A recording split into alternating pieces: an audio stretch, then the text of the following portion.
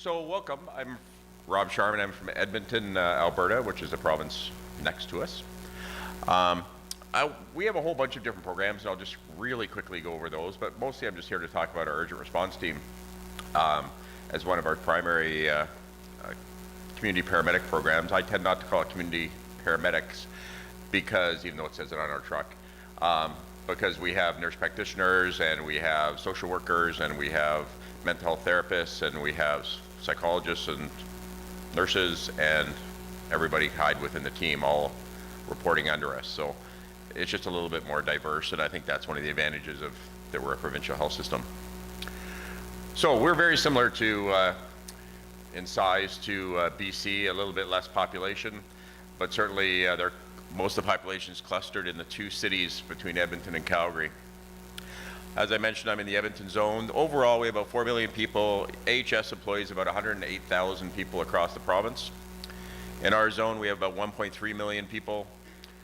We do pretty good for life expectancy, 81.9, 12% of our population's seniors. So as we did this, I don't know if my boss's boss in the room, but Dale's around somewhere. He was very generous at the time at the back and let me go across the country, and we were very lucky to go to Montreal, Toronto, Halton, York, Winnipeg, Saskatoon, Regina, Calgary, and look at all their programs before we decided what we wanted to do. And I'm certainly not proud, I certainly am proud of stealing everyone's ideas. So whatever the best pieces of everybody's projects were is what we were trying to target and borrow as we move forward. For the people from Canada, who remembers who Ralph Klein is? So who would suggest that he's a progressive healthcare visionary? So for the rest of the room, Ralph Klein would be a Trump-light kind of politician. A very populist kind of guy that would go to the inner city bars, have a beer, tend to get in fights with people. But I can tell you that he's my healthcare visionary. He was around 15, 20 years ago, and he actually said we need to start providing health care without walls. We need to get away from a brick and mortar system and start providing care in the community. I don't think anybody remembers he said that. I don't know if he really had a concept of what that looked like, but he was the first guy that talked about it, and certainly ever since I heard him say that, I've kind of kept that in the back of my mind, and that's certainly what community paramedicine is to me. We came up with a couple project goals when we first started, and primarily we had done 2030 planning throughout the zone. All the different departments did 2030 planning. We went to every single department's 2030 plan to make sure we influenced some of their goals and targets. One of the ones in the emergency department was that they will have no more patients in the emergency department in 2030 than they have in 2015. So I can take credit for that because I kind of slipped that in and it kind of stayed there because I knew that would be handy in the future.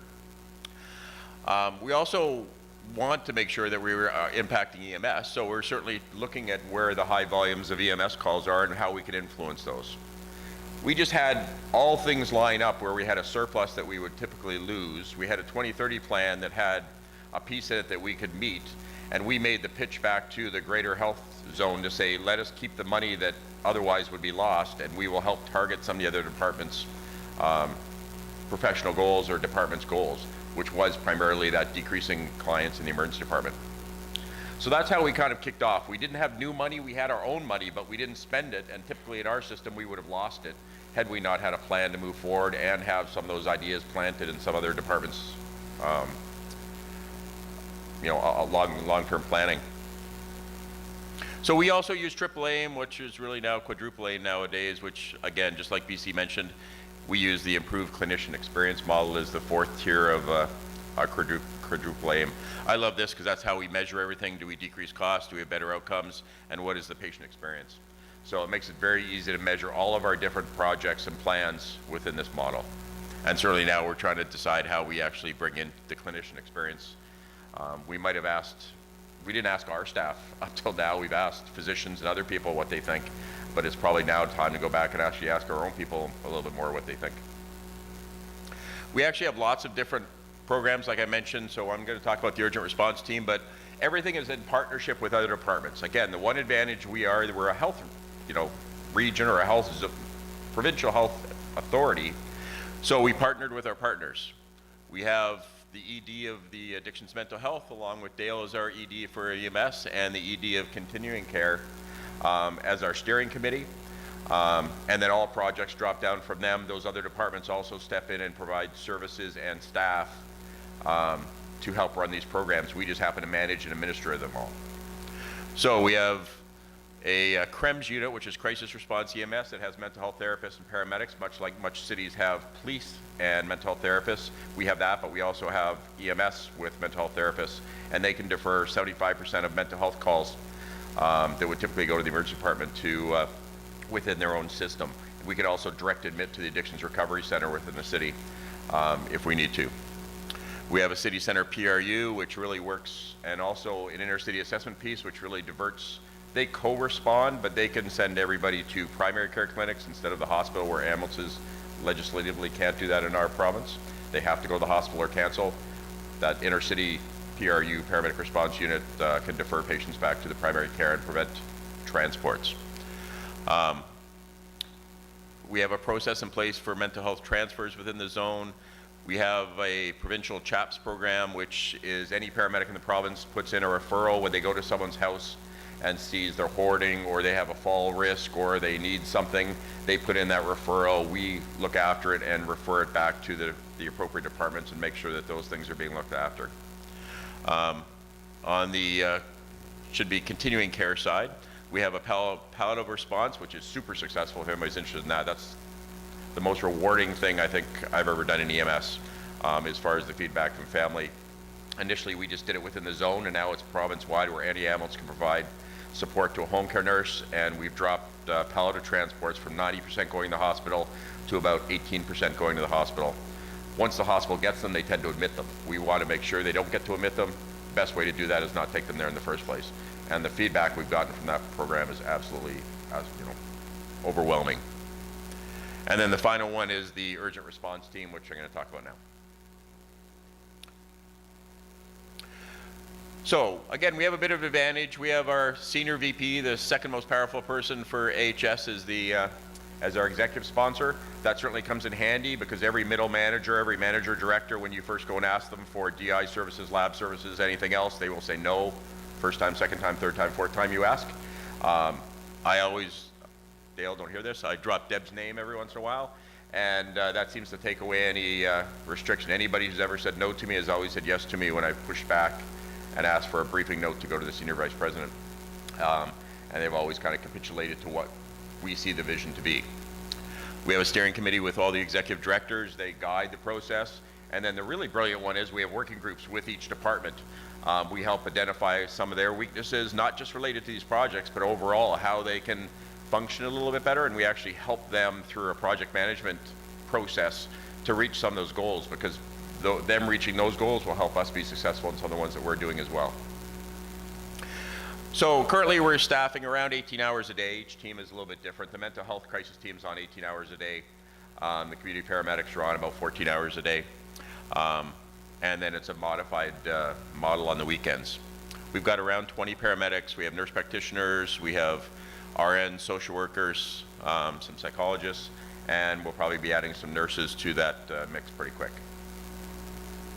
Again, they're all our vehicles, they're all under our auspice, but certainly having a mixed team and certainly a mixed reporting mechanism really benefits us. We have all the resources of all of those departments, so it's very beneficial.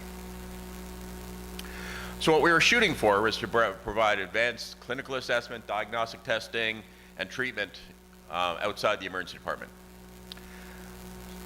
I want to be an emergency department on wheels. I can tell you there is nothing really the emergency department can do that we can't do. Nothing. We do everything that they do. So really there's no point in ever taking anybody to the hospital, and we'll go through some of the numbers fairly quickly. We may need admissions, we might need acute care beds just because the patients are too sick to be held in those continuing care sites and they don't have the support. But actually the services within the emergency department should never be used, although we do sometimes depending on our staffing.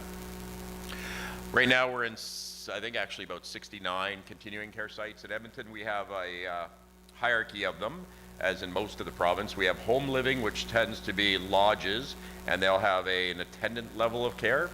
And then you have supportive living sites that'll have a licensed practical nurse, so the LPN level of care 24 hours a day. And then you'll have facility living sites that have RN level 24 hours a day, and they may or may not be an auxiliary hospital level system. We only operate in the supportive living and facility living sites because we write orders for them. You know, if the vital signs fall below this or above this, call me. If the mentation changes, call us back. We will come back. We need to be able to leave instructions for those staff, and certainly doing that with aides is a little bit difficult. We do it in 4 sites just to kind of experiment a little bit, but they tend to be the lowest calling sites as well. So we do just about everything, right? We certainly increased our formulary. When we first started the palliative program across the board, palliative said, oh, we want you to carry 11 different drugs, right? Additional drugs. We want hydromorphine, we want scopolamine, we want this, we want that. It's pretty hard to add that to 1,000 ambulances across the province and train 5,000 practitioners and what the use of those are. This team's small, we can do whatever we want. So we certainly added all those. Anytime we need something, grow, decide that we're still transporting people for a certain procedure, that's where we go back to our educational piece and try to catch up. We have point of care lab testing, so most people use iStats. We use, if everybody's at the Chiefs Conference, Lear was there, we use the EPOC. It's slightly better. So we can do lights, blood gases, CBCs. We also have a troponin monitor, a BNP, CK monitor that we can do at the bedside. Having said that, we pay for all those cartridges. So 90+% of the time we use the stat labs at any hospital. The paramedic shows up, does the assessment, the NP drops by, they confer and come up with a plan. The paramedic's already drawn the blood, they give it to the nurse practitioner drops it on the way to the next call while the paramedic finishes up on that call and does the charting.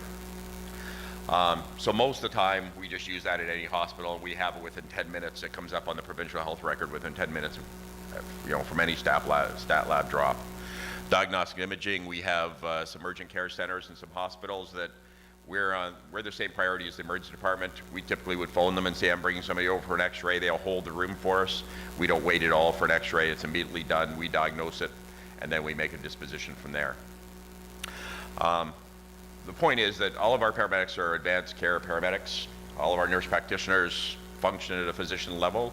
In our province, the only thing that a nurse practitioner can't do is sign a death certificate, which is an issue sometimes, but we could normally find somebody to do that. There is no day-to-day physician functioning in our system. We do have an associate medical director tied to us, and he does quality assurance, and we have a variety of flagged calls, so he probably reviews 40% of our calls retrospectively.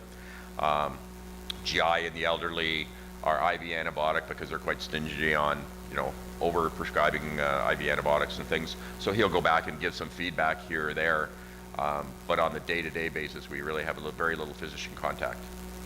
Say we go in and have a fractured pelvis, we've gone in, we've x-rayed it, we'll phone our rapid line, which is our critical care line, speak to the orthopedist, and he'll look at it's already on the provincial health record because it's uploaded immediately if we're using an AHS diagnostic imaging site. We'll have a conversation about a disposition.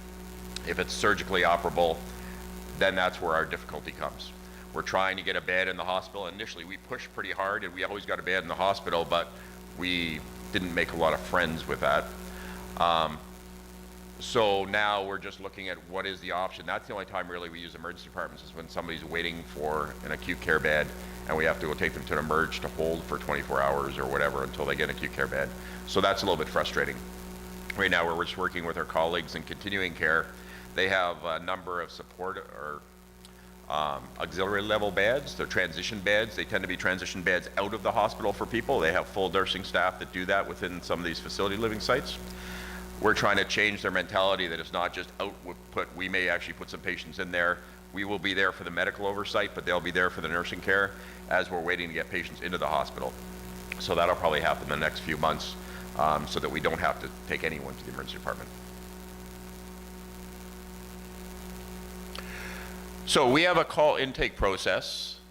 Typically, a community paramedic or a nurse practitioner always answers the intake call. Most calls come in through a consult process, although we do respond directly to some 911 calls, some sub-priority 911 calls.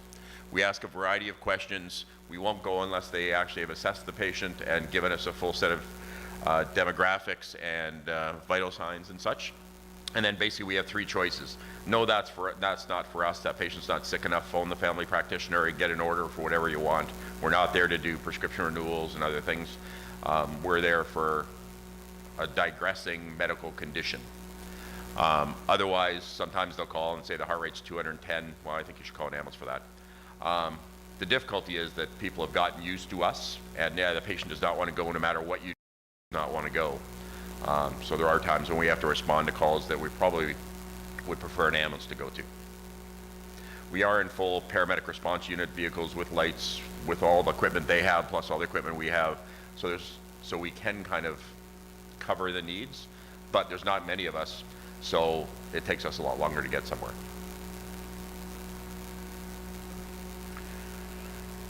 So typically most of our calls come directly from the facilities.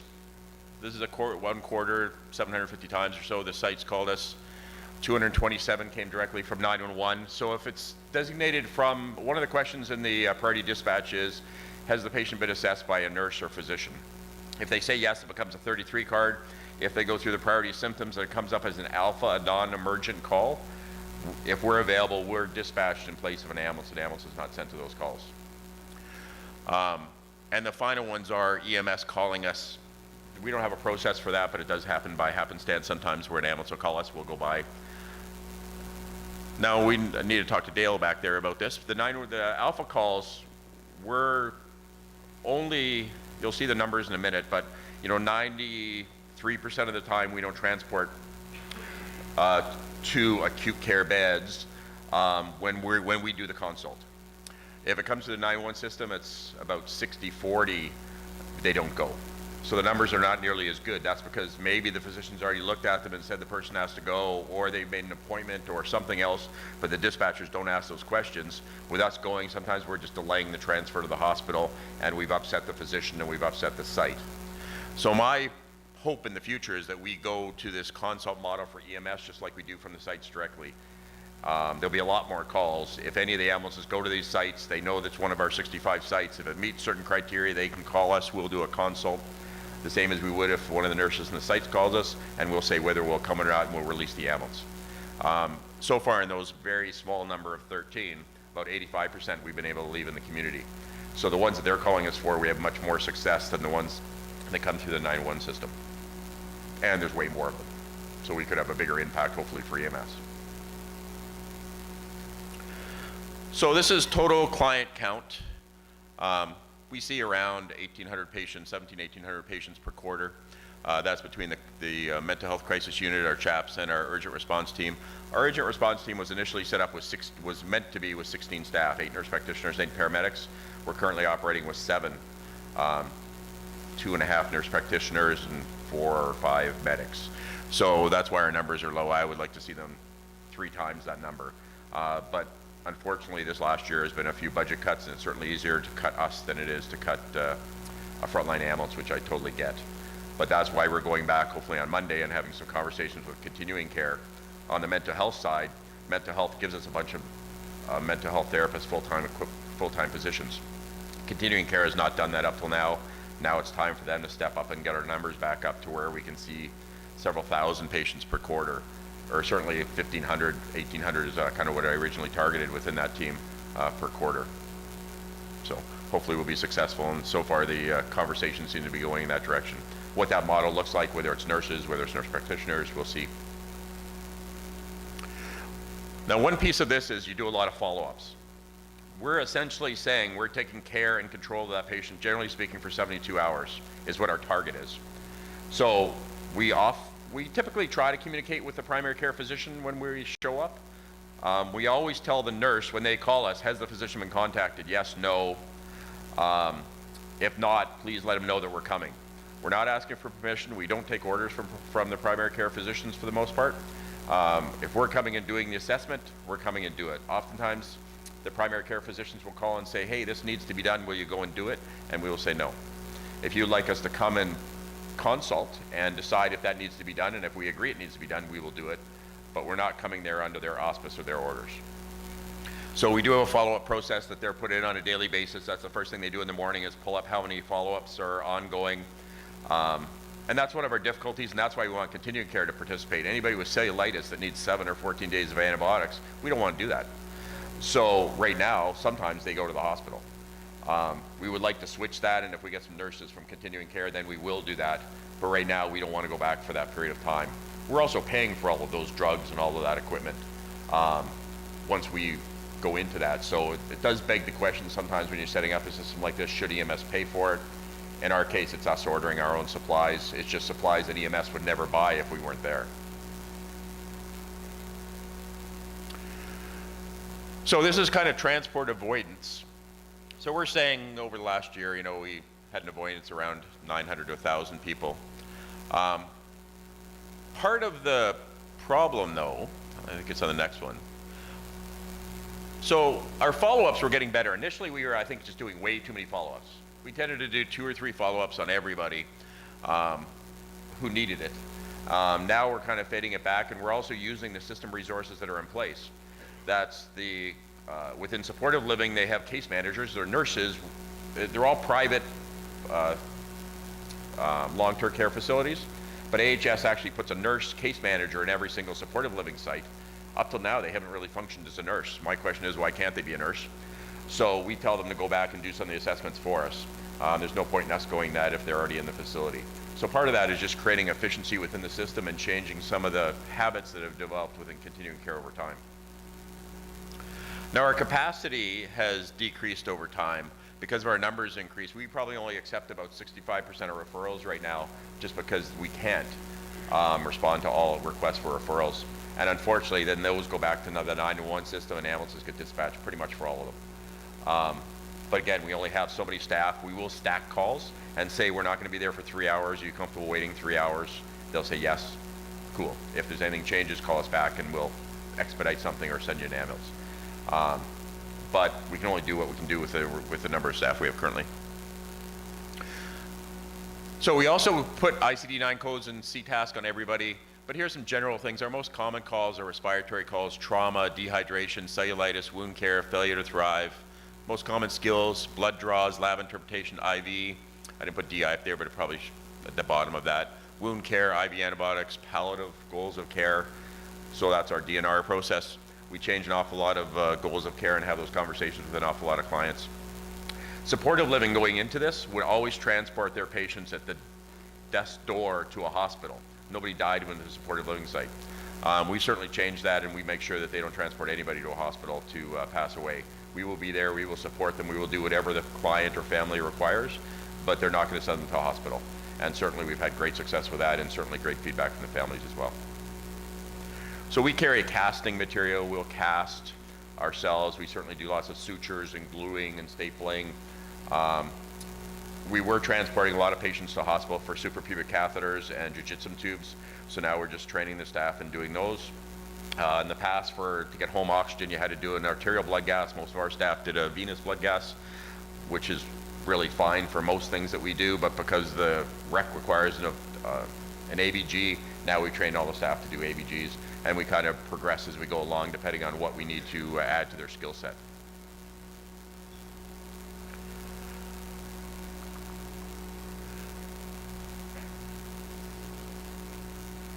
So we have decreased our hours of operation. The NPs are only on now 5 days a week, and the medics are on 7 days a week to be able to do follow-ups, just because we didn't want, the gap. And that's what we initially found when we first set up the program Monday to Friday, was that we had a high tendency to send people to hospitals on Fridays because we weren't going to be around on weekends. Once we went to 7 days a week, that number dropped dramatically. Now we're kind of in a hybrid model until we get a few more nurse practitioners to be able to go back to a full 7 day a week. Having said that, the medics are quite good on the weekends. We're not taking new patients on the weekend, but they're still doing follow-ups and such on the clients that are already there. One of the exciting things I think going forward, up till now, the last year has been spent about setting processes up. How do I get lab services? How do I get DI services? What is the training for the staff? All of that kind of thing. Everything's running fine now, and now it's time to switch the working groups back to a more functional thing that'll benefit EMS. So this is just some of the sites. We track how many times they call ECURT, the urgent response team, which I don't begrudge to some extent. But oftentimes if we pull up the same graph on how many times EMS goes to these sites on top of us, the same sites are super, super high. So now we want to turn it around and try to say, how do we get learning within those sites that place at the top versus the place at the bottom? If their demographic is fairly the same, why are they calling so much? What things do they have to change in the system to make themselves more functional? And I think we can defer thousands and thousands of calls a year by bringing a learning model to these sites. We're going to bring the 3 or 4 sites in every 3 months. We're going to work on their particular site and their knowledge and their growth for that period of time, and then switch it over to the next 3 sites, and switch it over to the next 3 sites to make sure. I don't care if they're calling us, but I do care if they're calling ambulances. So we've given them resources not to call ambulances. They shouldn't be. And we're going to start following up and holding them a little bit more accountable. So moving forward, I kind of put on here what I thought was what makes a program successful. And I think certainly having leadership support, not starting at the middle, having top-down leadership support, I think was probably the most crucial thing that we did in our decision-making and our ongoing success, making sure that we're giving them the elevator stories on a daily basis for success that they can share, and keeping it in the forefront. Making sure we have specific targets. We have a very narrow target in each of these groups, whether it's addictions, mental health, the inner city population, or seniors within care. We can measure those things quite easily based on past practice. We've developed reporting systems that work quite well. I mentioned keeping the elevator stories going, finding targets that not only benefit us as EMS, but I think benefits the system. I think that's a great argument to senior leadership when you're looking at something. And then being open to change. Does the program look like it looked like a year ago? No. So I think being progressive and always moving along, I think gives you, and I think that's where education, that's where I've noticed the biggest change is, we better go back and train people this because we transported 5 people for a suprapubic catheter, we better train our staff. Those are the ones that I think we're going to progress as we go along. So moving forward, I think we'll see about pulling back the alpha calls and then moving to more of a consult model with EMS. We're already doing a lot of these other ones. We're already doing a lot of the palliative. 10% of our calls are palliative calls. So I think we're doing the right thing in the right place.